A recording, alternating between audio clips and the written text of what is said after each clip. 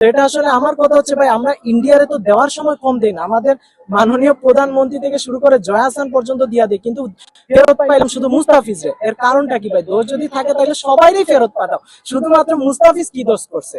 এটা অবশ্যই পাকিস্তান বাংলাদেশকে অল টাইম সাপোর্ট করে, মানে পাকিস্তানের সাথে আমাদের সম্পর্ক এখন ভাই ভাইয়ের মতো সম্পর্ক। এখন মানে আইসিসির উপর বিসিসিআই এর যে একটা দাপট আছে, আমি মনে করি বাংলাদেশ যদি ওয়ার্ল্ড কাপ খেলতে না পারে বা কোনো কারণে যদি খেলতে না পারে, আর পাকিস্তানও যদি মানে ওয়ার্ল্ড কাপ থেকে বের হয়ে যায়, তাহলে এর প্রভাব আসলে মানে বিসিসিআই আইসিসির উপর থেকে যে দাপটটা ছিল সেটা কিছুটা হলেও কমবে।